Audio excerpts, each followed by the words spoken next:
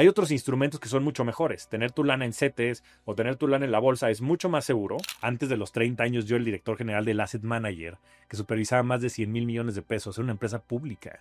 Yo empecé a invertir en Bitcoin en 2013 cuando estaba en $70. Caí medio una depresión porque pues mucha de mi identidad era alrededor de eso que tenía, ¿no? Y de ese Wonder Boy y ese chico maravilla, y pues todo eso se había ido.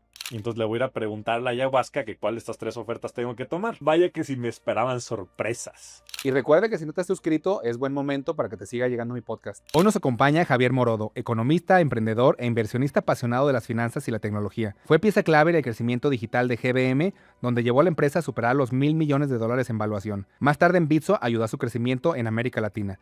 Fundador de Goat Capital, columnista de Forbes y conferencista internacional, es además escritor del libro Riqueza 360. Hoy guía a miles de personas hacia la revolución de la riqueza para construir sus sueños. Mi querido Javier, bienvenido a mi podcast. Emocionadísimo por fin conocerte en persona. El gusto es mío, mi querido Brando. Como decías, amigos cibernéticos, y ahora Así es. ya nos conocemos en persona. ¿Cuándo te conocí? En pandemia, ¿no? Sí, En tu podcast. sí. Hace tiempo ya y hablamos algún par de veces por teléfono. Te sigo mucho. Me encanta todo lo que estás haciendo. La verdad que es que pues me dio muchísima emoción como ver a un amigo cuando te vi hace unos minutos. Y quiero que nos cuentes un poco. Sé que has contado. Me voy a acercar un poco más, ya sabes, que al tema de bienes raíces, que te he visto sí. muy activo. Y vamos a platicar. No, Ahí se va a un poner punto de bueno, vista. se va a poner Fíjate que bueno. varias veces yo que he escrito comentarios y luego los borro. Porque digo, no, o sea, los tengo que decir en persona porque luego se malentiende en Claro, redes, ¿sí sabes? claro. Sí, Y el tono es importante. muchísimo, ¿no? Y Entonces luego. lo importante es debatir las ideas. Yo creo que no hay ideas buenas o malas. Y como todo, siempre hay escalas de grises. Pero bueno, pues Exacto, ya lo pondremos aquí a debate. totalmente. Oye, quiero empezar con una pregunta. Sí. ¿Qué crees que sea mejor? ¿Comprar o rentar una casa? Rentar sin lugar a dudas. Digo, sobre todo hoy en día, en las grandes ciudades en México, en Guadalajara, Monterrey, en la Ciudad de México, pues el cap rate o la tasa de capitalización a la cual puedes rentar los inmuebles, pues está oscilando el 5% por cerrar números contra, pues en fin, otras inversiones que puedas tener y que puedas sacarle mayor provecho, Sí. como son inclusive los mismos CETES, que te pagan el 8% y con un mucho menor riesgo. Entonces, digamos que el costo de oportunidad desde el punto de vista financiero, pues no hace ningún sentido ahorita comprar. Y los inmuebles son temas cíclicos, porque dependen mucho de las tasas de interés. Ujú. Estamos entrando en un punto de inflexión, eso sí es importante mencionarlo, ¿no? Venimos de la subida de tasas derivada de las altas inflaciones y demás, que nos llevó a 11.5 la tasa libre de riesgo, CETES. Obviamente, pues las hipotecas y muchos de los instrumentos para financiar inmuebles se fueron también al cielo y ahorita vienen bajando, ya estamos en 8.5. Si volvemos a regresar seguramente a niveles de 6,5%, pues nuevamente va a ser competitivo y seguramente será otro mercado en el cual empiece a hacer sentido Claro, también comprar inmuebles. Entonces no es un tema de que siempre vaya a ser una o la otra, yo creo que son temas cíclicos y obviamente todo depende de las tasas de lo interés. entiendo. ¿Tú rentas? Yo rento. No has comprado. No, he comprado en el pasado, Sí. vendí y ahora rento. A ver, ahora estamos hablando nada más en particular comprar para vivir o para rentar, no para rentar. Si fuera ¿Comprar para rentar para o rentar, comprar para vivir? ninguna estás de acuerdo. No, yo creo que, a ver, el comprar para vivir Ajá, es tiene diferente. Para muchas... rentar te entiendo. Y sí, porque hasta en los mismos bienes raíces hay muchos mejores productos. Y no quiero que se confundan, porque luego mis escuchas, no estamos hablando de comprar en preventa y revender, ni de flipear, nada. Solamente comprar casa, habitación en renta tradicional para renta. Que sí, Exactamente. de toda, y yo lo he dicho, de toda la escalera de bienes raíces es la más Es la baja, más baja. pero por mucho, o sea, yo no lo haría Absolutamente. nunca Y tampoco. te voy a decir por qué. O sea, la reflexión, la verdad es que es de sentido común. Sí. O sea, el valor agregado que tiene eso es cero. Ujú. O sea, tú tienes capital ocioso, utilizas ese capital ocioso para comprar un inmueble, ese inmueble lo rentas de largo plazo, hay cero valor agregado. O sea, literalmente es casi un commodity. Ujú. Por eso, pues las tasas que tú Claro. obtienes son muy pequeñas. Ahora, todo lo demás que tú dices, o sea, encontrar oportunidades, hacer flipping y demás, eso tiene valor agregado. Analizas el mercado, entras a una oportunidad, mejoras las condiciones de la casa, la revendes o la rentas, pero Ujú. ya habiéndolo remodelado, lo haces tú como desarrollador con palanca, le metes, Totalmente. y ahí es donde viene el rendimiento.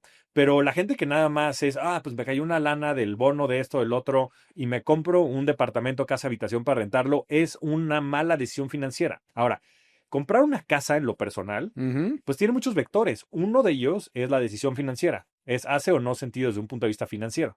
Pero creo que la más importante es los momentos de vida que puedas pasar en ese hogar. Yo recuerdo muy bien, yo viví toda mi vida en la misma casa. Y los momentos que yo tengo de esa casa no tienen precio.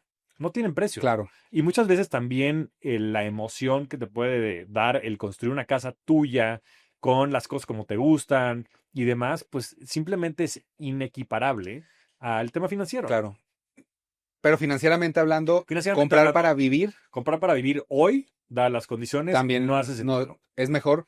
Yo he dicho a la gente, es mejor invierte en cualquier cosa esa misma lana y con lo que te da rendimientos pagas la renta del inmueble. Y te sobra, Absolutamente. Y tal ahora, cual.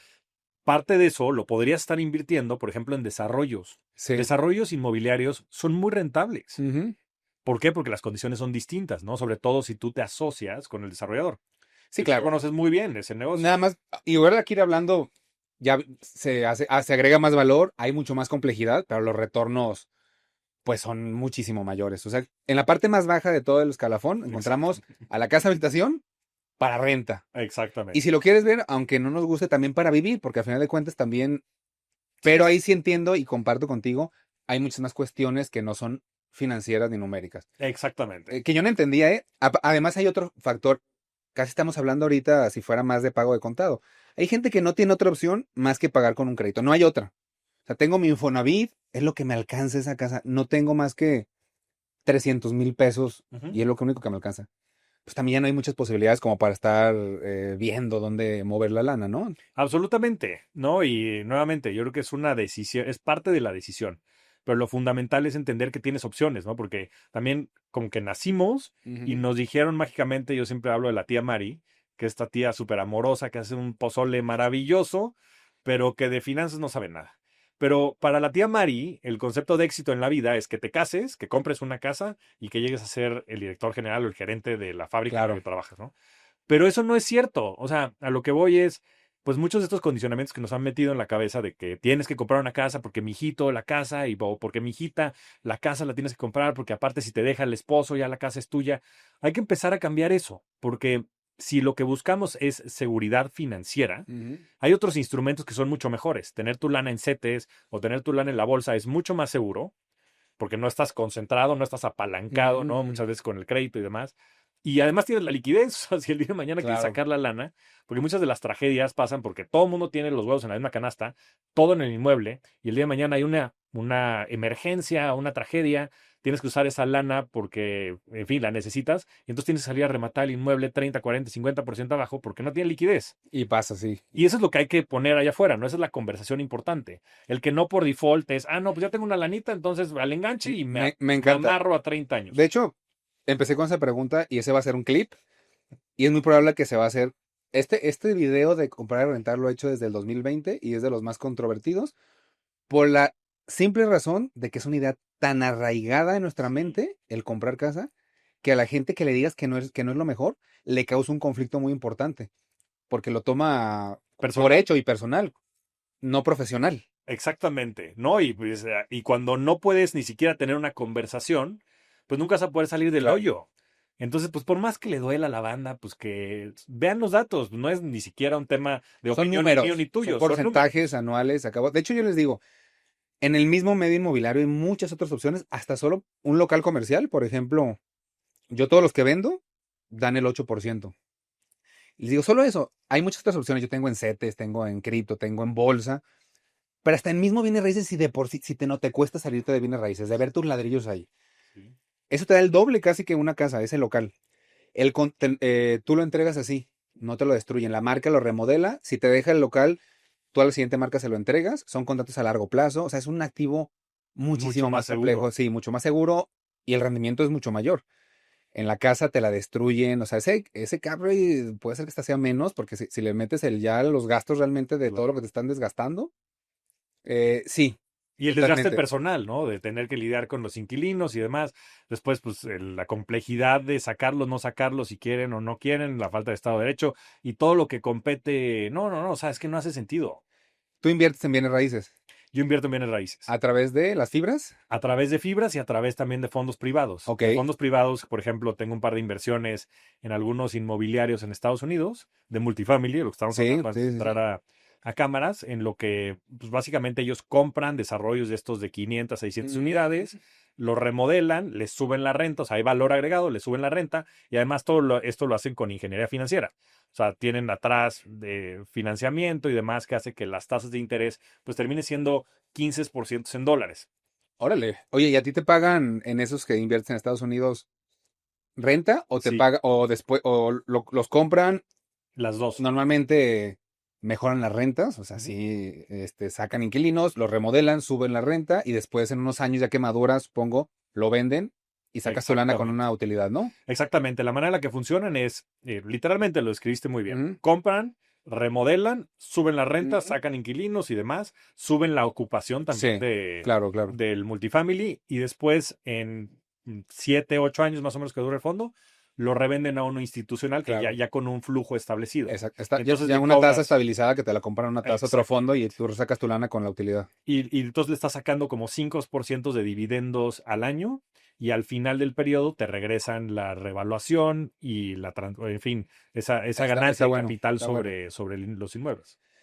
Voy a empezar con otras cosas para ahora seguir con bienes raíces, que hay mucho, mucho que ver. Quiero conocerte un poco. eh, lo primero que se te venga a la mente, Javier. Si Venga. te digo cómo fue tu infancia, ¿qué te viene a la mente? Diferente, diferente. Yo crecí sin un papá. Mi padre murió cuando tenía 6 años, pero lo dejé de ver cuando tenía dos. Y eso tuvo muchas implicaciones Ujú. en mi desarrollo, pues también tener una madre soltera, que fue un gran ejemplo para mí, fue algo también que me marcó mucho. Yo vi mucho las diferencias, sobre todo pues de mis tíos hombres y en fin, Mm, vivíamos todos en una familia de empresarios. Mi abuelo era un gran empresario y a mi madre le pagaban menos simplemente porque era mujer. Y eso, pues, desde chiquito como que metió una chispa en mí de que yo tenía que luchar por temas de justicia, de equidad. El tema económico lo tenía muy presente. Mis tíos ganaban 3, 4, 5 veces más que mamá, tenían sus casotas, nosotros apenas nos alcanzaba para salir al mes. Y entonces yo desde chavillo sabía que lo mm. que quería era hacer mucha lana y que iba a ser mi camino y estudié economía y eso me permitió después entrar a un banco y a una casa de bolsa y desarrollar muchas de las capacidades que yo trabajando, pero mucho de eso fue por esas heridas de la infancia Claro. y eso es lo que diría. Yo creo que mi infancia fue ¿Dónde diferente. fue? ¿En qué ciudad? Viví en Cancún cuando Ah, nací órale, órale. y después me fui a vivir a la Ciudad de México, que es donde estaba toda la familia de mi mamá. Y ahí un poco nos arroparon, nos cobijaron y viví en la Ciudad de México toda mi vida. Eh, el crear riqueza, a ver, la riqueza, no sé si era limitado tu concepto en ese momento. Para ti era hacer dinero Absolutamente. y era lo que te movía mucho para avanzar el tener lana, porque lo viste a tu alrededor. Absolutamente. Yo lo que pensaba es, pues a ver, yo estoy viendo todas estas injusticias, esta falta de equidad y demás, y yo a mi alrededor lo que veo es que los que no, los que tienen justicia, los que tienen equidad, los que tienen posibilidades, los que tienen libertad, tienen lana. Ujú, Entonces mi cabeza fue muy sencillo, es lo claro. que yo no tengo se resuelve con lana. Entonces yo lo que necesito hacer es tener lana. Y todo tu camino fue pensado en hacer lana. A ver, te Absolutamente. lo digo porque Sí. he visto mucho tu historia y me siento muy identificado Mm, en muchísimas cosas. Yo me llevo bien con mi papá ahorita, pero yo viví sin, o sea, hice las paces ya adulto con él. Y ahorita ujú, es un gran amigo y lo quiero mucho a mi papá, es un tipazo, pero yo toda mi infancia no estuve con él. Y viví con una mamá trabajadora, igual con dificultades, lo mismo. Y también mi gran motor era generar dinero para no vivir todo eso que he vivido y para así tener, pues yo veía gente que estaba muy feliz. Y, a ver, y la sociedad te vende dinero, felicidad, ¿no? claro. Y es difícil darte cuenta hasta que no estás con ese dinero. Absolutamente. Por ahí dice Jim Carrey que ojalá que todo el mundo fuera multimillonario y que llegaran a ser muy famosos para que se dieran cuenta que eso no te da la Exacto, felicidad. exacto. A mí me marcó mucho un hecho, fíjate, un notario público aquí de Guadalajara. Yo siempre estuve en notarías. Ujú. Y una vez fui a la casa con un chavo que estudiaba conmigo en la escuela pública y en un caso, no, así espectacular, Javier. Y nunca le he dicho, fíjate esto, pero vi la casa y dije, wow, pues, estos son felices, ¿no? Son ricos. Ujú. Y ese notario se suicidó, como después de que yo fui un par de años después. Me marcó mucho porque dije, cómo alguien con tanto dinero se suicidó? O sea, ¿por qué? Si tenía Sí, todo lo que todo mundo soñábamos. Oye, ¿tu camino para crear esa riqueza entonces qué fue? ¿Estudiar economía estudiar en la Ibero? economía. estudié economía en la Ibero, Maestría en el IPADE. máster en el Ah, IPADE, esa no puede faltar. exactamente. Esa no puede faltar. ¿Y Entrar al banco, si quieres hacer lana. en dónde? ¿En Estados Unidos? No, Aquí. en Citi, en México, en Ujú. Banamex. De hecho, entré en la crisis del 2007-2008 a la casa de bolsa cuando estaba subiendo y bajando. Y es más, era tal mi obsesión que dentro de las opciones que tenía, que aparte no eran tantas, ¿eh? Yo entré a la que menos pagaban porque era la que estaba en la casa de bolsa. Y entré telemarketing, a hacer telemarketing a la Ujú. casa de bolsa. Y me daba hasta un poco de vergüenza, siéndote muy honesto. Hoy me da vergüenza decir que me da Claro, vergüenza. claro. Pues todos los trabajos son muy Empezamos nobles así, exacto. y todos empezamos así. Y trabajar en un tema de ventas me formó de manera inimaginable. Ujú. Pero recuerdo muy bien que en una de las llamadas que me entraban, porque aparte era de las plataformas digitales, habló un amigo. Entonces me dijeron, oye, te pasamos a Roberto. Y yo dije, madre, ese es mi cuate. Y colgué, güey. Porque dije, no puedes saber que yo esté haciendo Claro, esto. claro. Pero bueno, eso era lo que yo un poco traía dentro y estas heridas. Entré a la casa de bolsa, fue muy formativo porque justo entré 2007-2008, que Ujú. estaba la supercrisis. Y después el siguiente año me invitaron a colaborar en GBM. En GBM estuve 11 años y ahí fue literalmente mi segunda casa con grandísimos mentores. Para mí, los que son el Charlie Munger y Warren Buffett mexicanos, que son los dos socios fundadores, Jorge Rojas Ujú. y Alonso Egaray, y grandísimos mentores, José Antonio Salazar, Pedro Egaray, que hoy son co-CEOs, fueron mis jefes directos y tuve muchísima suerte, sobre todo de que estas grandes personas me dedicaran su tiempo, que es el recurso más escaso que Claro, tenemos. claro. Y aprendí un montón de inversiones. ¿En qué edad fue eso de GBM? Entré a los 25 años. Entré a los 25. 25 A años. ver, ¿cómo era tu vida personal a los 25 años? ¿Eras Sí, sí, sí. fiesterón? Me Te- encantaba el rock and roll, por eso estudié el Libero, entre otras cosas, y el o IPADE. sea, antro, fiesta, ¿te gustaba? Sí, sí, sí. Me encantaba. Conocí a mi esposa cuando yo tenía 24 años, más o Ujú. menos. Obviamente eso que le hizo que le bajara un poquito a la fiesta y demás. Después me casé a los 28. Nacieron mis hijos cuando yo tenía 30. El primero nació Iker cuando yo tenía 30. Y en fin, pero sí me seguía gustando la fiesta. Obviamente le fui bajando un poco. Pero también el ambiente de las casas de bolsa y el ambiente financiero es muy de fiesta. Sí, sí. Te lo digo porque si te pones a ver, hay un patrón. Sí. O sea, mucha gente que yo conozco, exitosa, financiera, que también es muy fiestera, porque también es como parte del éxito. Digo, hasta ve la película de Lobo de Wall Street. O sea, realmente parece que va ligado. Si me va bien, voy a tener lana y voy a tener muchas mujeres y voy a hacer fiesta. Es lo que nos venden afuera siempre, ¿no? Coches de lujo, relojes de lujo, fiesta, comida cara, ropa que se vea, ¿no? O Sí. sea, ese es el Es el prototipo estereotipo. de éxito. Y muchos, la mayoría está allá afuera todavía buscando eso, ¿no? Y muchas veces lo vivimos. Yo lo viví, ¿eh? Sí. Porque si te pones a pensar qué hay detrás del buscar dinero, por ejemplo, en mi caso, Ujú. era la falta de amor propio, la falta de reconocimiento, la falta de significado. Eh, en fin, cuando perdí a mi padre, pues literalmente sentí que me había abandonado. Yo lo que no me sentía era significante en este mundo. No sentía que yo merecía estar en este lugar. No sentía que yo era merecedor de amor, Ujú. ni siquiera de mi entorno más cercano. Y entonces cuando tienes ese tipo de huellas de abandono, lo que buscas es el reconocimiento externo. ¿Y qué tal el reconocimiento externo? Todo lo que dices, las mujeres, el dinero, el poder, los coches, los altos puestos ejecutivos. Y eso es lo que yo estaba buscando de manera inconsciente. Y obvio, pues todo eso está muy relacionado a el estereotipo que dices del lobo de Wall Street, Totalmente. A ver, en los hombres y hasta la fecha, bueno, yo ya he cambiado mucho de de círculos. círculos así total radicalmente, pero en mis círculos iniciales, literalmente el que tenía más lana era el más chingón, así tal cual. El que no le iba bien, aunque fuera súper persona, súper familia, súper feliz, era un pendejo. Así, así estaba la métrica en la escala de nuestro grupito, ¿sí sabes?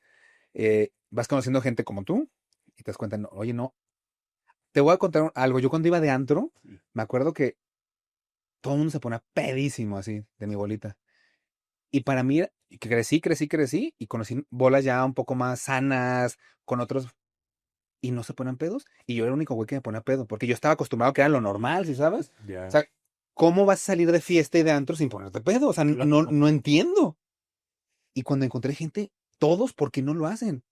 Y cada vez me he ido topando que no, eso, la gente sana y con otra visión, pues de hecho, hasta dejan de tomar y ya es otro rollo. Que bueno, ahorita quiero llegar a ese tema también del alcohol, que por eso te digo, juega.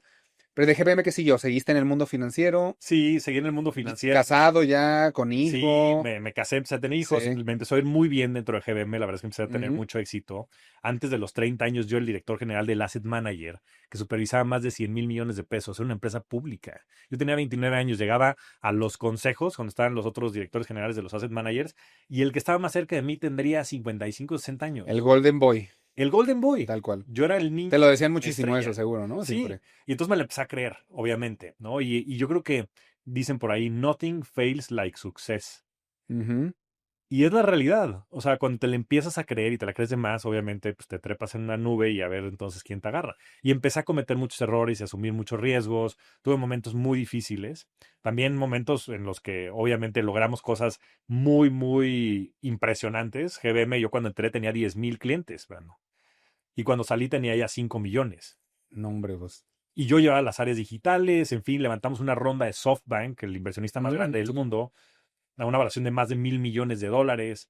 No, y esto todo pasó en ese proceso, Se ¿no? hizo unicornio mientras estabas ahí. Se hizo unicornio mientras estaba allí. Entonces, pues nada más iba como creciendo la burbuja de lo que yo creía que era, ¿no? Y me iba comprando y reforzando esa idea de que el camino de la felicidad me lo iba a dar el dinero externamente. Pero yo Sí. internamente cada vez me estaba pudriendo más, A hermano. ver, quiero a esa descripción porque es raro que alguien la cuente.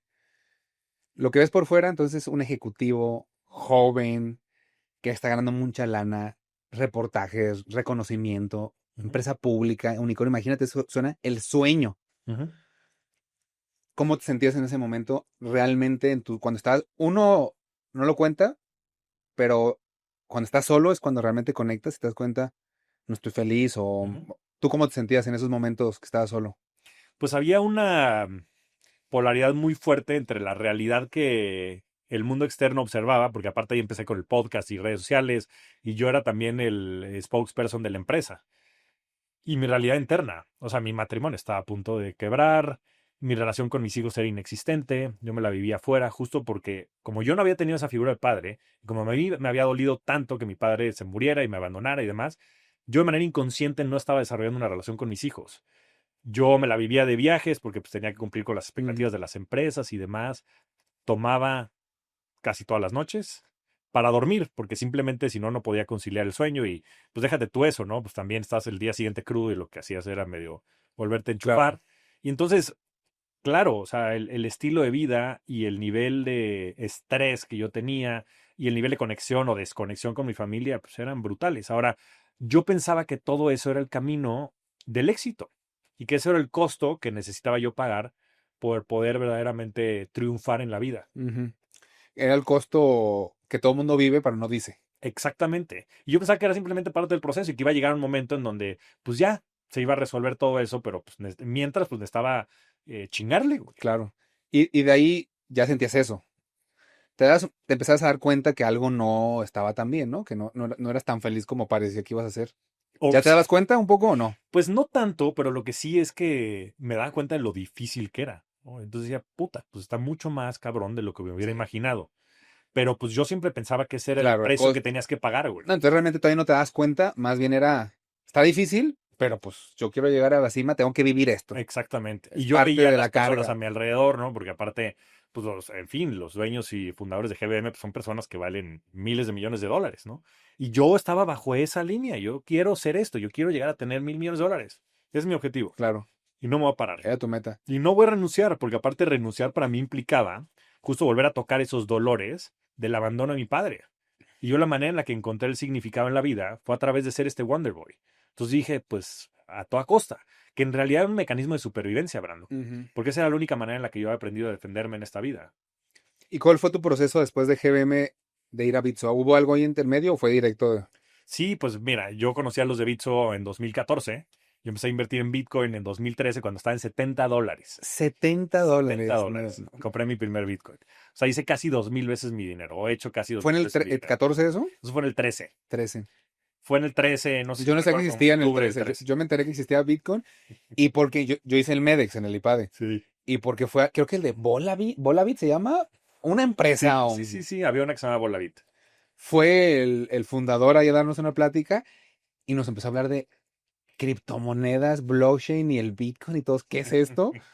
En el 2016, creo que fue 17 por ahí. Bueno, pues No, estuvo no. bien. A ver, Javier, si de las cosas cuando me preguntan qué hubieras hecho en temas financieros, si pudiera regresar, todo mi dinero lo metí en Bitcoin en el 2016 cuando me enteré que existía. Esa sería lo que haría. Claro, claro, claro. Y hubiera ganado seguramente mucho más de lo que he hecho en otros negocios sin haber hecho absolutamente nada más que dejarlo ahí crecer. O Claro, pero sea, en su momento, pues era medio una locura. eso les digo ahorita, les digo, claro, Claro, es súper fácil siempre, en perspectiva, en sí. perspectiva, todo, la bolsa, todo, ¿no? Obviamente, así, porque en esos momentos que pensaba, oye, pues si meto 300,000 pesos, pues igual crece, pero igual cae 50% como cayó hace un mes el Bitcoin, que Así es.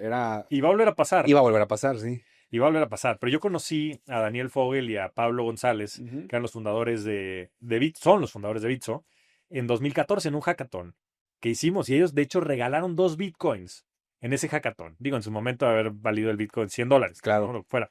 Pero los conocí, hicimos muy buena relación. De hecho, estuvimos juntos en todo el diseño de la ley FinTech, que salió más o menos en el 16, 17.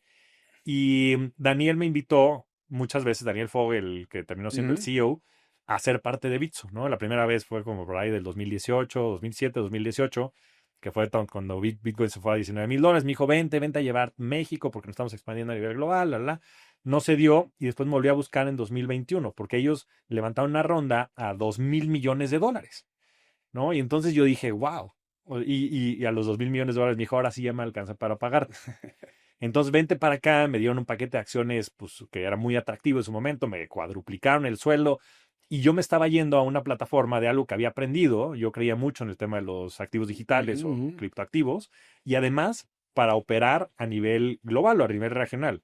Entonces, el mandato era lleva producto, lleva crecimiento, abre Brasil, abre Colombia, abre nuevos países. Y dije, bueno, pues ahora vamos a democratizar las inversiones, no nada más en México, sino en América Latina. Y ese había sido mi móvil, ¿no? Desde el punto de vista más de propósito. Y dije, por supuesto que sí. Fue difícil porque el rompimiento con los de GM fue muy duro. En fin, como todo en la vida, pues hay cosas buenas y hay cosas malas. Era un lugar en donde yo había crecido y aprendido Ujú. muchísimo, pero pues la oferta que me pusieron en la mesa era Claro. irrechazable. Y me fui a Bitso. Y me fui a Bitso y fue la verdad es que muy sui generis ese periodo. Porque muchas de las cosas que yo creía, pues eran muy distintas. Me di cuenta que, por ejemplo, pues no hay culturas ni buenas ni malas, hay culturas distintas. Y había muchas cosas con las que yo no estaba de acuerdo en GBM y yo pensaba que en Bitso todo eso iba a ser distinto y pues también había muchas cosas en las que no Ujú. estaba de acuerdo dentro de Bitso. Y para no ser el cuento largo, después de mucho estrés y demás, también la volatilidad de los activos pues influye también en la cultura y en el modus operandi de la empresa. Y al mes 11 no estaban dando los resultados, hubieron muchas diferencias con mucho del equipo directivo. Y un día, me acuerdo muy bien, un 30 de abril del 2021, yo estaba en España porque estábamos por allá haciendo unos temas regulatorios porque el exchange está en Gibraltar.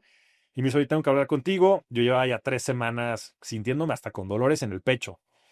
Y total, le tomo la llamada y me dice, oye, Javier, pues no va a tomar mucho tiempo esta llamada, pero voy a empezar con la parte difícil. I think that we need to part ways. Necesitamos tomar caminos distintos.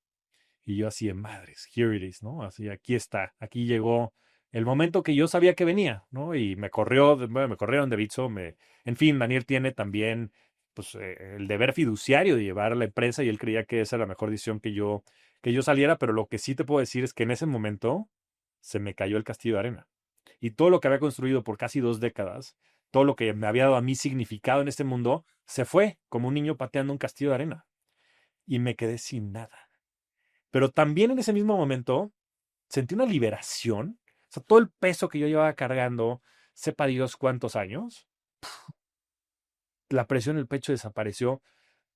No, estaba incrédulo, yo no sentía nada, o sea, literalmente como si estuviera flotando, pero también sin ningún tipo de valía ni de soporte en este mundo. Me acuerdo muy bien que le hablé a mi esposa y le dije, oye, tengo malas noticias, me corrieron de la chamba. Y se echó a llorar de felicidad. No manches. Me dijo, gracias a Dios, ya terminó este pinche martirio. Y puta, imagínate eso, ¿no? O sea, tú piensas que se va a preocupar, que se va a enojar y ella sabía que yo no me iba a rendir y que si no llegaba un golpe de este estilo, nunca me iba a bajar de ese caballo y quién sabe dónde hubiera acabado. Y después con mi mejor amigo, con Pablo, y me dijo, güey, yo no te quiero por ser el director de Bitso, cabrón. Yo te quiero por ser Javier. Me vale madre si tú eres esto o no, es más. Puta, hasta te está doliendo medio cagante, honestamente. Y, en fin, después de eso empezó todo mi camino más de introspección. Sí caí medio en una depresión porque pues mucha de mi identidad era alrededor de eso que tenía, ¿no? Y de ese Wonder Boy y ese chico maravilla y pues todo eso se había ido. Y no, porque también pues muchas de esas cosas son fácticas, ¿no? Y todo lo que se logró y yo fui parte importante de esos equipos, pero también me permitió volver a empezar desde un lugar en donde yo pudiera ser más yo y pudiera quitarme muchas de estas máscaras que me fui poniendo simplemente para sobrevivir. Me imagino, porque suena ahorita fácil contarlo, pero si construiste toda una imagen tuya y este soy yo, y te entiendo perfectamente porque yo sigo en ese proceso, Javier, en el proceso de yo no soy el güey que construye edificios, yo no soy el güey exitoso de esto, no, yo soy Brando, y es difícil separar eso porque por esas heridas de la niñez que tú quieres, porque la gente te trata diferente o tú sientes, Ujú. pero la gente que importa, como tu esposa, como Pablo, tu amigo, les vale madre, ¿no? Les vale madres. Y a la gente cercana, los que nos escuchen, les vale madre la gente que de verdad te quiere. Ujú. A la gente que importa, a la gente que es la vida, ¿no? Eh, ¿Por qué decir que, cómo fue ese proceso de darte cuenta? Porque yo creo ver que en todo ese momento, pues hasta que casi te corrieron, todavía te sentías identificando con ese éxito y con ese camino, aunque te costara.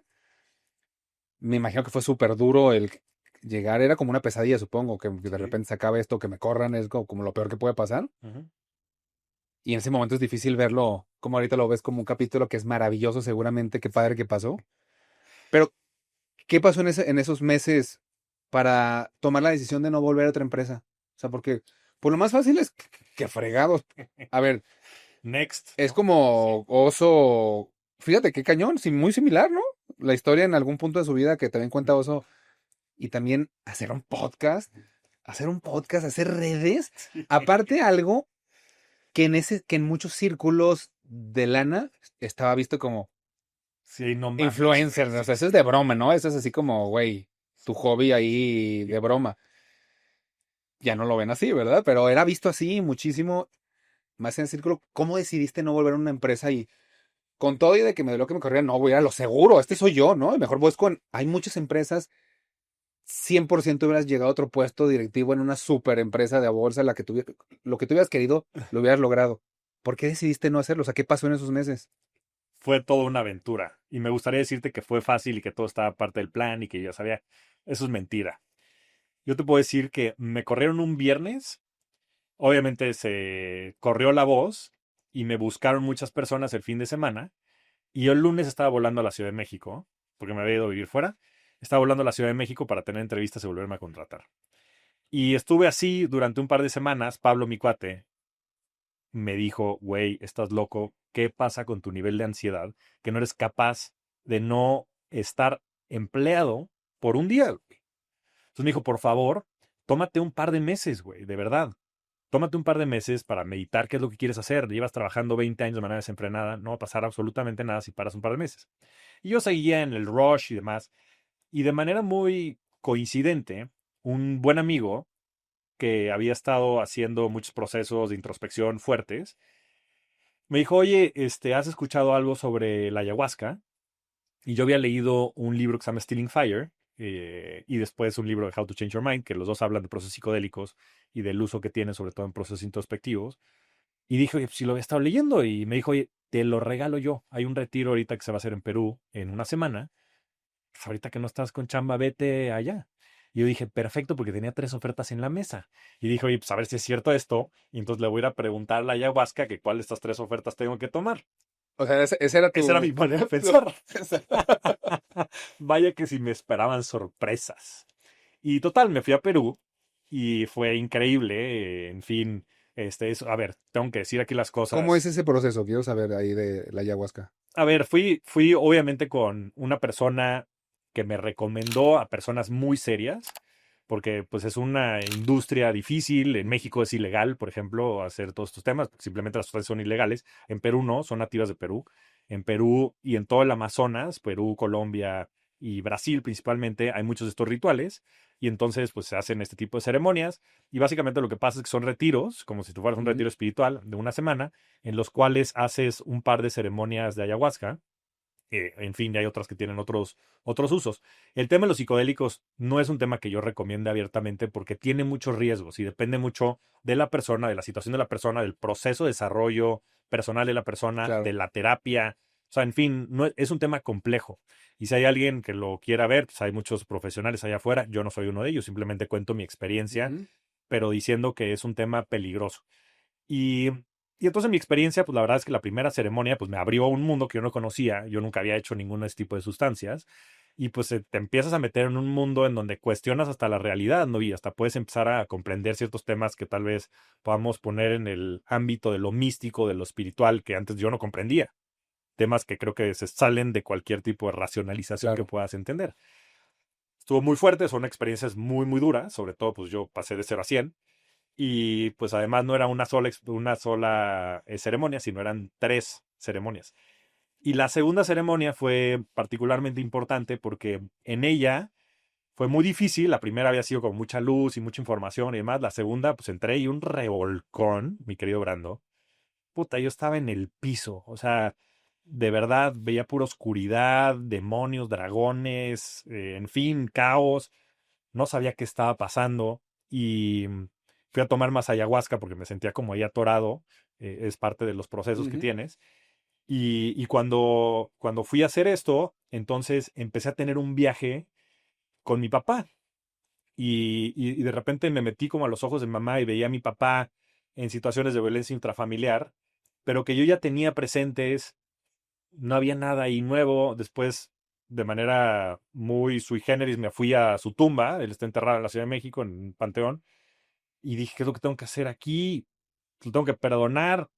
Y no, y de repente me fui a cuando tenía meses de vida y estaba en sus brazos en un velero en Cancún.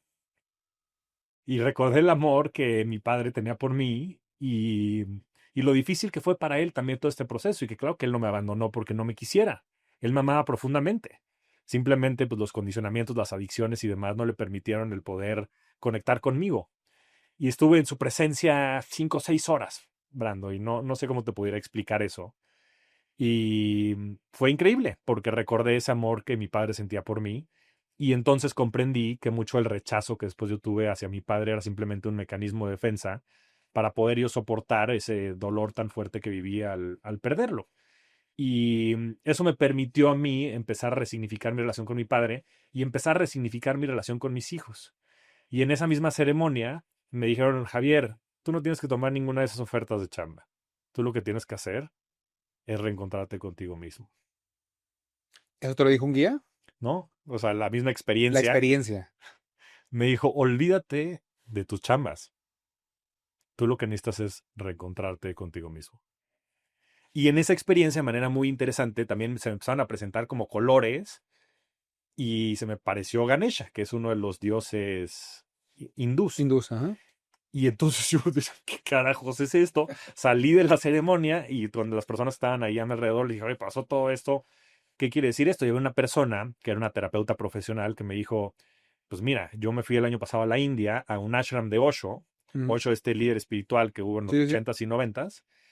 Y pues te paso el itinerario y pues vete para allá. Entonces regresé a mi casa, hablé con mi esposa, le dije, oye, pues esto se presentó y lo que voy a hacer es ir a reconectar con la familia de mi papá. Me fui a reconectar con ellos que viven en Cancún, que no los había visto en 30 años porque los había rechazado desde el momento en el que pude. Ujú.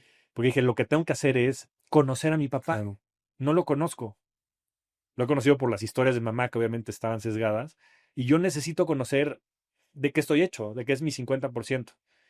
Y después, pues me necesito ir a la India un mes. Entonces, Ok, fue muy sorpresivo para tu esposa, creo. 3 hijos, con 3 hijos, chicos, y mi esposa, pues con su amor eterno y sabiendo que era lo que yo necesitaba, me dijo, vas, lo que tú Qué increíble. necesites. Qué increíble tu esposa, todo el apoyo que Sí. te ha dado. Mira, y de manera coincidente ella se llama Luz, ¿no? Y a veces necesitamos señales del mundo, ¿no? Y pasando toda esta oscuridad y yo casada con Luz. Qué increíble.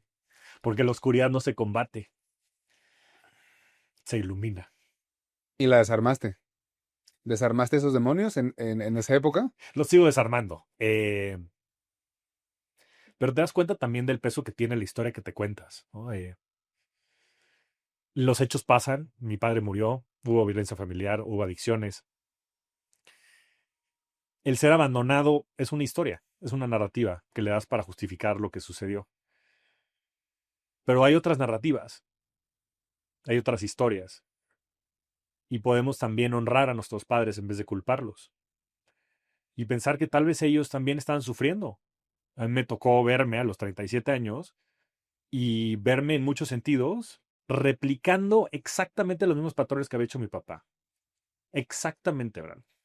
Y entonces me entró una humildad y una compasión por yo haber juzgado a una persona que ni siquiera conocía. Y ahora que lo he empezado a conocer a través de las historias de sus hermanos y demás, comprendo muchas cosas acerca de mí mismo.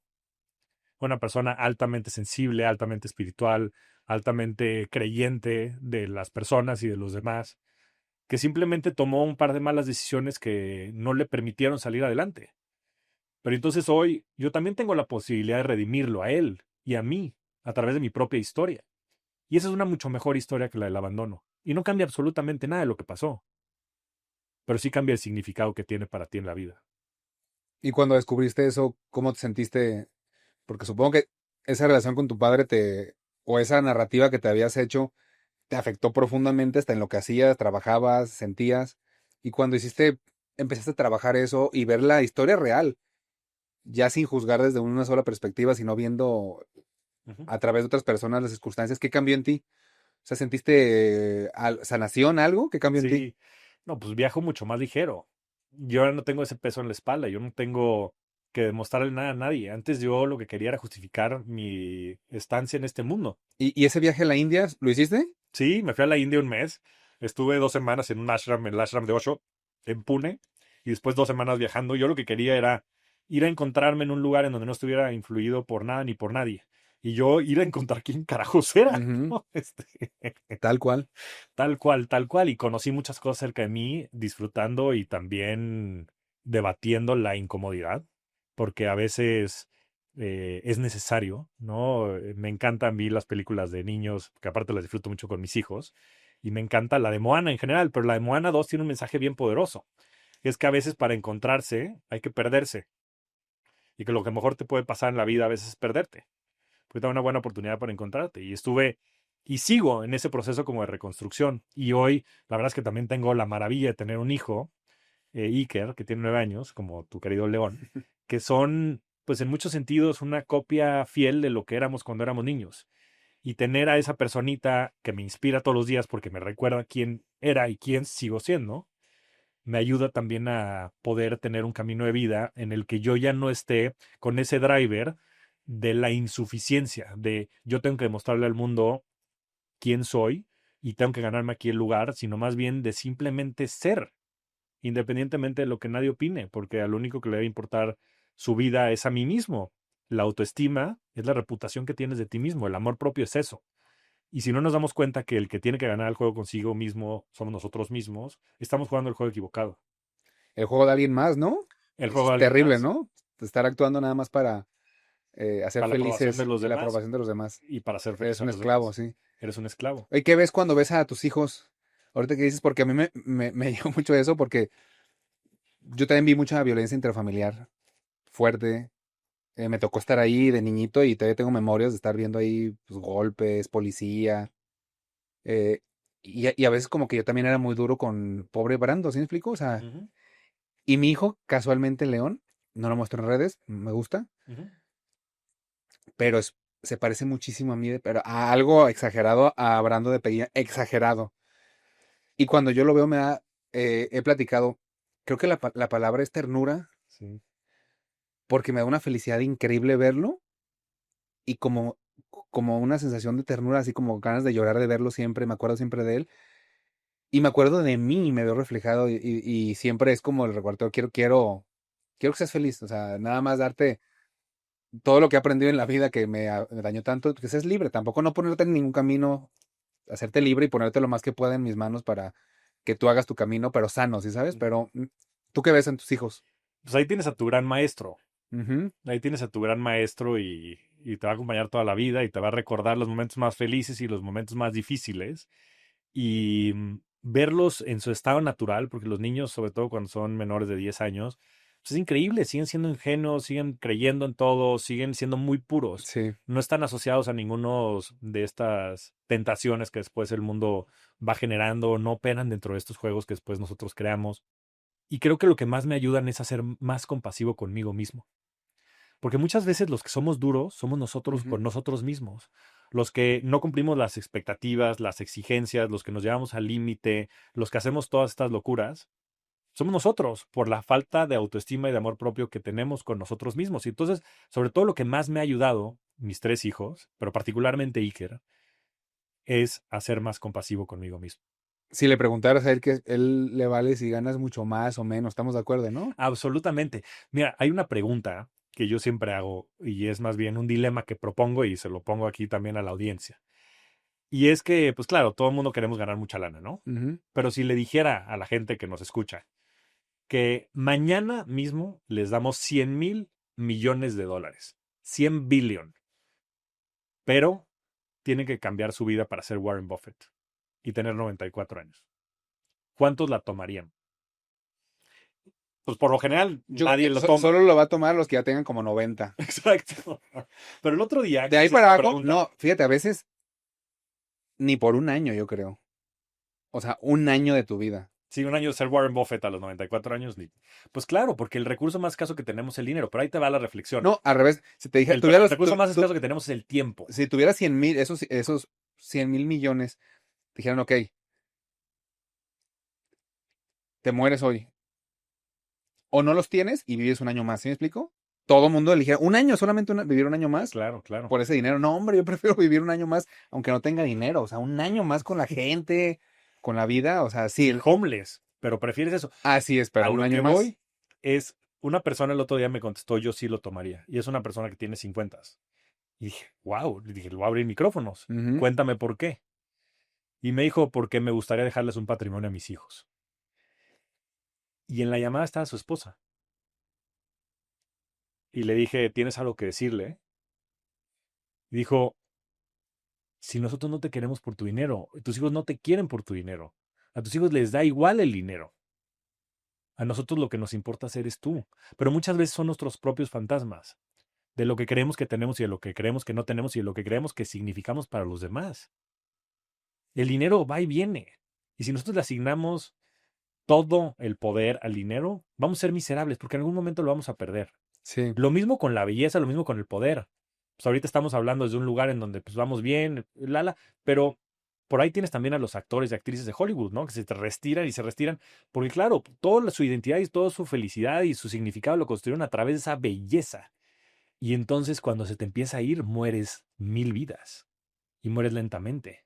Y entonces ahí es donde te pones a reflexionar cuál es la verdadera riqueza. Porque si le asignas todo a los temas que son finitos, al dinero, a la belleza, al poder, vas a morir 1000 veces. Mejor asígnaselo al amor, a la compasión, a la familia, a poder ayudar a los demás, al propósito, a la trascendencia. Ujú. Porque eso nadie te lo va a quitar. Lo difícil, Javier, siempre es, porque lo escucho, lo leo, ahorita lo entiendo, pero es súper difícil entenderlo hasta que no lo tienes. ¿Sí me explico? Esta parte del dinero, yo lo he hablado con muchas personas. Sí. A ver, de inicio, a ver, hablamos del dinero como en crear una fortuna, porque también, claro que es necesario, Claro. como el estudio de Harvard. ¿Mm? O sea, lo necesario de acuerdo a tu población, tu estilo de vida, para cubrir salud. O sea, también, si no puedes cubrir dónde vivir, salud o las cosas básicas, pues también no va a ser difícil que seas feliz. Entonces, el dinero es importante hasta cierto nivel. Ujú. Yo que por lógica, hasta de cierto nivel para arriba, ya no crece en la misma sintonía, ¿eh? O sea, crece tu fortuna y tu felicidad. No, está parametrizado. O sea, Sí, sí. está este De hecho, estudio. en el de Harvard, ¿cuánto era? Ya cambió, ya en Estados Unidos. 250,000 dólares es el pico. Entonces, de 0 a 200,000 dólares, crece tu nivel de felicidad. Creo que, pero se estabilizaba más como a los 100,000, ¿no? Sí, a los 100,000. Yo, a ver, eso fue hace años y hay que meter la inflación, pero Se va achatando la curva. así es. Crece Pero mucho Después a los 100,000 se va achatando. Así es. Y después a partir como de los 500,000 empieza a decrecer. Qué increíble, ¿no? O sea, eso está claro. Y yo he hablado, a ver, ¿por qué crees que pueda decrecer a partir de los 500,000? Yo te puedo decir una, en lo personal. Después de 500,000, te preocupa más perder ese dinero. Claro. O sea, esa es una principal. Ya es Mantener una ese preocupación, estatus. exacto. Ese estatus, perderlo, o sea, es como me costó tanto perderlo y es una preocupación diaria. Claro. ¿Qué otra crees que pueda pasar? No, pues obviamente con más dinero también vienen más responsabilidades, porque obviamente generas el dinero a través de empresas y todo, y obviamente el nivel de estrés, burnout, Sí, llámale como quieras. totalmente. Pero también el perder esa identidad. O sea, eso es lo más duro. O sea, porque cuando te compras ese cuento y si piensas que nada más eres eso y eres el profesional, en mi caso, el CEO, Chief Whatever Officer de estas empresas multinacionales, de estos unicornios, pues entonces cuando te lo quiten, ya perdiste todo. Entonces, la vida se trata de poder ser y camuflajearte en las distintas etapas de vida, manteniendo como constantes las cosas que puedes mantener constante. ¿Qué es eso? Y que generan más felicidad. Que además no se compran con dinero. La salud física, la salud mental y una casa llena de amor. Esas tres no se pueden comprar con ninguna cantidad de dinero. Steve Jobs hubiera dado todo su dinero por tener un día más de vida. Claro. ¿De qué sirve tener todo el dinero del mundo si estás en el manicomio? ¿Y de qué sirve todo el dinero del mundo también si no lo puedes compartir? O sea, en este viaje a la India fue increíble porque estuve conmigo mismo y la verdad, pero no sabes cómo extrañaba a mi familia y a las personas a mi alrededor. O sea, tener viajes tú solo, claro que te puede ayudar en muchas cosas, pero no tener con quién compartir esas experiencias. O sea, sí, imagínate si estuviéramos solos, ¿no? Como en la película esta de Castaway de Tom Hanks, ¿no? Muy De buena. El náufrago. náufrago. Pues, y tienes todo el dinero del mundo. ¿De qué chingado sirve? ¿No? Te vuelves loco y le hablas a un balón, ¿no? A Wilson. Exacto, a Wilson. Le hablas a Wilson. Entonces, esas son las cosas Sí. importantes. Ahí tendríamos que estar poniendo nuestro foco y nuestra atención. Cómo tenemos salud física, cómo tenemos salud mental. Y obvio, tener el dinero para poder soportar Claro. Lo básico. lo básico. Necesario. Y lo que quieras en la vida. O sea, sí se vale hacer una planeación. Sí, no lo tener básico. esto. A ver, sí, no lo básico. También si te gusta un buen viaje, también, pues, no está mal. Pero ahí te va. Pero una con cierto reflexión. sentido. O sea, yo me he dado cuenta, y yo creo que tu caso es el mismo, en el que seguramente ya el nivel de vida que tú puedes tener, si tienes 100 millones de dólares más, es muy poco de diferencia. O sea, tú ya la vida que tienes, independientemente que pudieras ganar miles de millones de dólares, tu vida no va a cambiar mucho. Sí. O sea, puedes tener aviones, barcos, una serie de cosas, casas, pero tu El nivel de comodidad felicidad ya no cambia. ya no Y de es felicidad. marginal. Sí, O sea, ya no totalmente. sube mucho. Obviamente, pues hay saltos, ¿no? Y la gente, pues mucho lo que hacemos es ayudar a la gente a comprender cómo tener mejores finanzas, cómo tener mejores inversiones, cómo poder generar más rendimientos. Y está fenomenal. O sea, tener ingresos pasivos es la octava maravilla del mundo. Pero también hay que ponerlo en justo medio, porque ¿cuál es el costo de oportunidad, no? O sea, todo ese hustling que hemos hecho por tantos años, de llegar a, güey, eres Brando Angulo. O sea, Ujú. no, nadie te lo regaló, pero, y está poca madre. Pero también, ¿cuál fue el costo de oportunidad de hacerlo? ¿No? Y esa, por lo menos en mi reflexión, esa balanza, pues sí dije, honro lo que fue, Claro. pero hacia adelante no quiero, A ver, no quiero hacer nada. ese estudio que hablaste de Harvard, al final también entrevistaron a mucha gente en sus últimos días, ¿no? Ujú. Y les preguntaron qué les había dado felicidad en la vida. ¿Qué contestaron? Las relaciones que tenías. Sobre todo las relaciones Sí. interpersonales. Varias cosas, pero la uno, Clay Christensen, ese sí, es el libro, así, la uno fue esa. No el dinero, no los puestos, nadie se acordaba de eso. las relaciones. Las relaciones que crearon. Es lo único que queda al final. Pues es que es lo único que te llevas, o sea, y digo, seguramente no te digas nada, ¿no? Decía el otro día un buen amigo judío que él se encarga en los procesos cuando los de la comunidad mueren, él se encarga de, pues, de llevar como todo el proceso, ¿no? Y dice, he visto a los más ricos irse, hermano, y te lo prometo, que nadie se lleva nada, güey.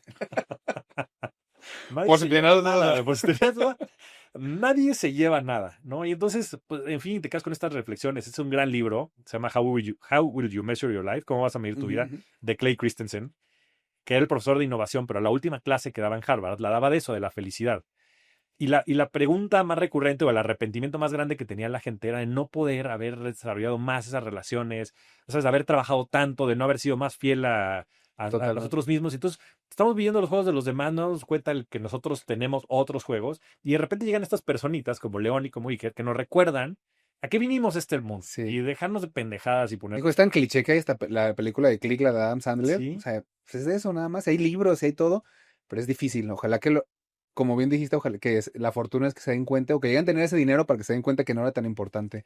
Exactamente. Y yo te diría que ahora que lo veo desde otra perspectiva, mi propósito es crear libertad a través de la riqueza.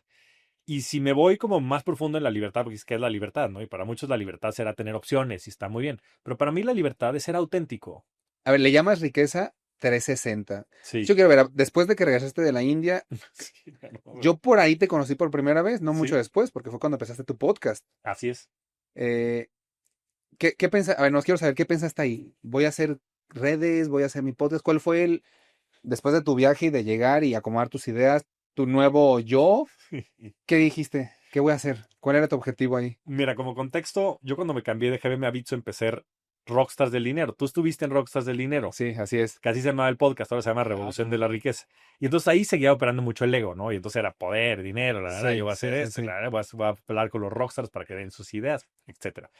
Esto pasa en 2022, en fin, se da toda esta transformación, regreso de la India y me dice Pablo, me dice, ahora sí comprométete conmigo a no tomar un trabajo durante 6 meses. Le dije, perfecto. Y Oso fue una de las personas que también junto con Oso estuvo muy involucrado en todo el desarrollo de su estrategia y otras muchas cosas que ha venido haciendo. Y Pablo desde hace más de 10 años, 15 años, estuvo con niños de ahora. O sea, él fue de los primeros que comprendió este tema de los creadores y toda esta economía digital que está formando. Y entonces un día me agarró y me dijo, a ver, compadre, tú lo que vas a hacer, porque aparte es mi compadre, él es el padrino de Ictus, Ah, qué padre. me dijo, tú lo que vas a hacer es A, B, C, D, E, ¿no? Y me dijo, tú vas a empezar a hablar de inversiones y desarrollo personal y vas a empezar a hacer estas cosas, vas a contar tu historia y todo este proceso de transformación y vamos a un evento que se va a llamar World Mastery y va a tratar de esto y yo dije, ¿y qué? Si yo lo que era un alto ejecutivo y ahora me está diciendo que soy un creador y me pasó por la cabeza todo lo que dices, ¿no? Dice, yo no puedo ser un influencer, si un Claro. influencer son las que enseñan las chichis. Ajá, claro, claro. Yo no soy un influencer, ¿no? No tengo, no tengo. No tantas chichis, no tantas. Y entonces, en fin, como que fui navegando eso y me costó mucho trabajo, porque transicionar de ser el niño estrella del Sí. mundo corporativo, de los unicornios, a ser el influencer o el youtuber o el Ujú, podcaster, ujú. pues no era algo que yo veía con mucho ánimo, ¿no? En fin, y hoy de repente ya vamos para el 10º Webmaster y hay más de 1000 personas en la comunidad y digo, ¿cómo chingado estoy aquí? O sea, ¿cómo pasó esto? Pero eso es lo que sucede cuando hay Con un personas libro con un libro, como que aparte ese. súper exitoso, lo he visto ya ahí en Amazon, en todos lados, así. Sí, con un Hasta eso bestseller, en fin. ya es bestseller. Sí, o sea, ha sido increíble todo el Wow. proceso. Yo no doy crédito, pero Para que lo vean, Riqueza 360, está en Amazon, ¿no? Y lo está encuentran en súper fácil, Amazon. sí, padrísimo. Gracias, gracias, mi querido Brando. Pero ha sido increíble el proceso. Yo creo que es simplemente irte quitando esas armaduras que fuiste construyendo en la vida, irle quitando, le dicen también, los gajos a la cebolla para ir regresando a tu esencia. Y es muy magnético. Yo te diría que creo que lo que más inspira probablemente de mi figura, pues no es lo que hice, no lo que no hice, los fracasos, sino que por fin estoy teniendo esa congruencia entre lo que siento, lo que pienso y lo que hago y eso me entusiasma mucho, el poderlo comunicar hacia allá afuera y el poder también inspirar a las personas, obvio que tengan más lana y a que aprendan a invertir y eso es importante para poder Claro. desarrollar una base, pero también a quitarte toda la pinche mierda que vas acumulando y todas estas creencias de los juegos de los demás y de tus heridas y tus aprendizajes para poder verdaderamente ser tú y ser auténtico.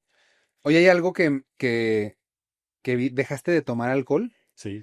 ¿Qué causó en toda tu vida dejar el alcohol? Dejar de tomar alcohol.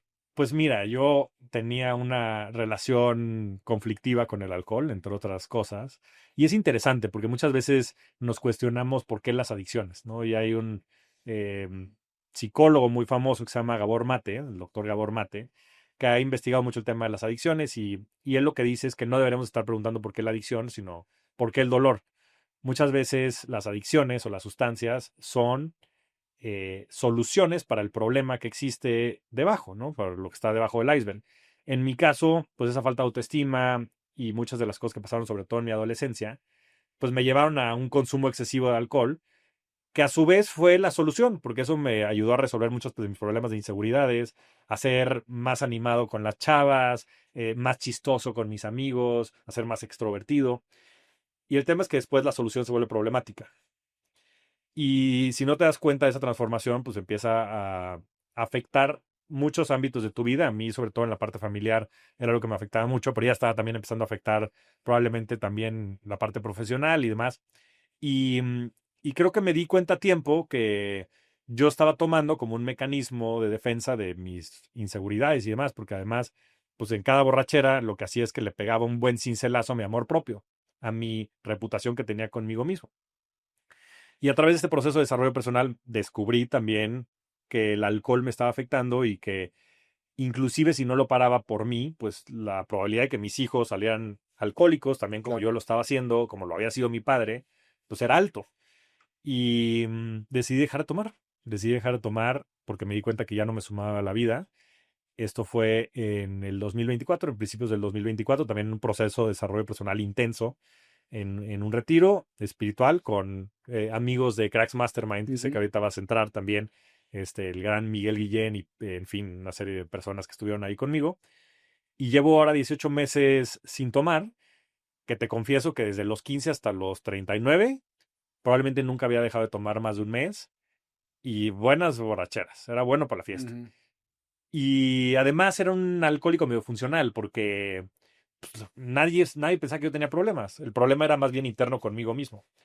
Y ahora, déjate tú de darme cuenta de lo mal que me hacía el alcohol. Estoy descubriendo el poder de la sobriedad, que es increíble. El nivel de energía, el nivel de claridad mental, todo lo que hoy tengo, nunca hubiera dado pie a que esto sucediera. Y es más, yo digo que yo siempre visualicé que yo iba a dejar de tomar, pero lo que nunca había visualizado es que yo sin tomar iba a ser tan feliz y tan pleno como lo soy hoy, 18 meses después de haber dejado de tomar.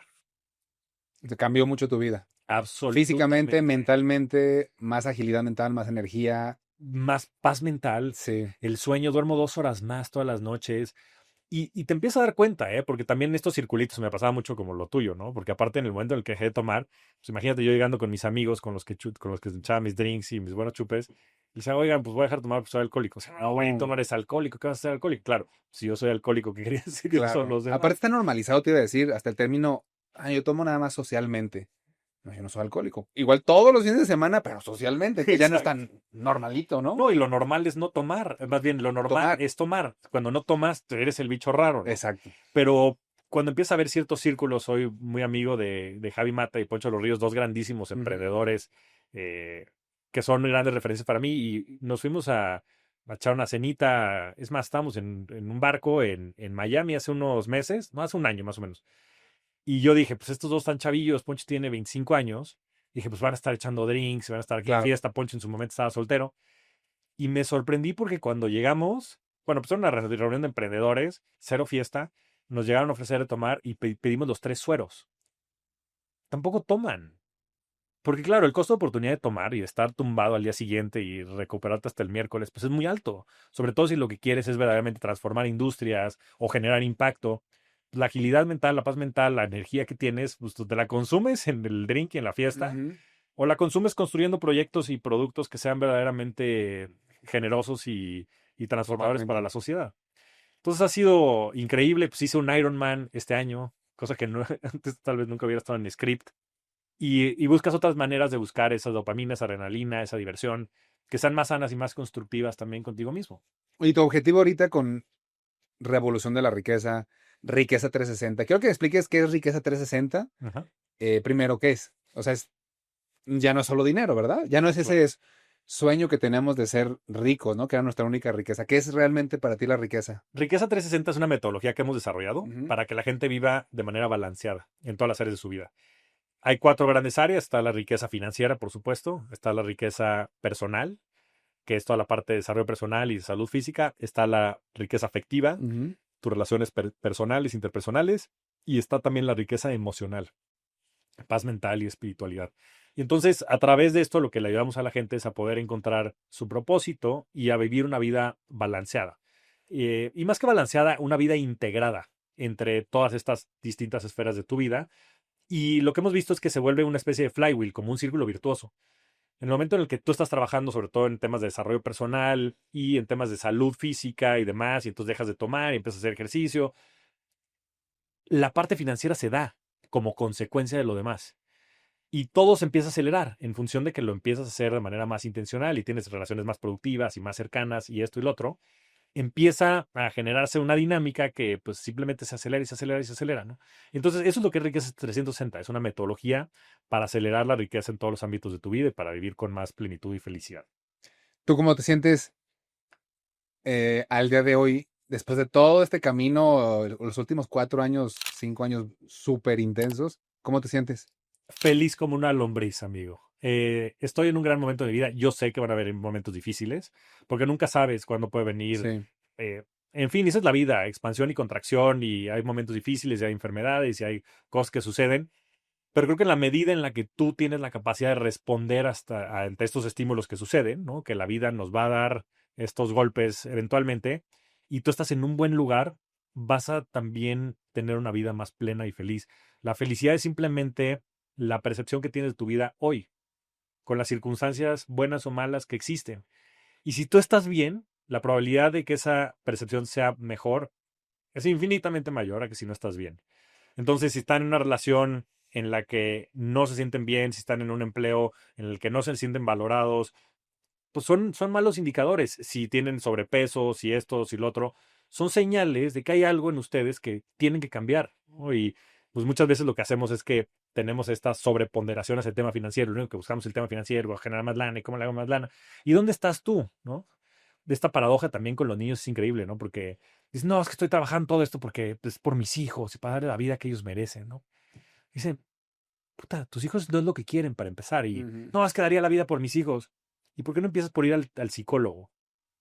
¿Por qué no empiezas por ir al gimnasio? ¿Darías la vida por tus hijos? Tienes sobrepeso, tienes estrés crónico, tienes problemas con tu esposa, no la tratas bien. ¿Estás dando todo lo que puedes verdaderamente por tus hijos? ¿Por qué no empiezas por trabajar en ti? claro, lo que vale, lo que tus hijos van a valorar realmente. Lo que tus hijos van a valorar. Porque además tus hijos se van a convertir probablemente en una versión de ti.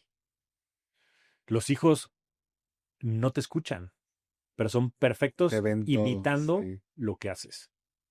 Entonces, la mejor manera en la que tus hijos van a ser felices es cómo trates a tu esposa, cómo te tratas a ti mismo. claro. Y darles eso, ¿no? ¿Sabes qué me motivó a mí, Javier, a hacer ejercicio? Ahorita que me diste, bajé de peso, estoy haciendo León.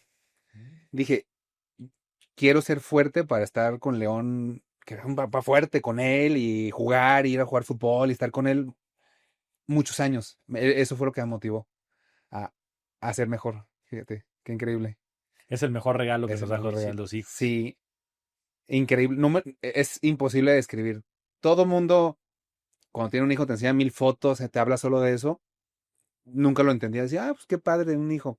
Ahorita esto es lo más increíble que me ha pasado en mi vida, sí. Esa es la vida. Esta es la vida. Mi querido Javier, qué gusto hablar contigo, qué gusto conocerte en persona, de verdad, qué gran historia, me motivas muchísimo.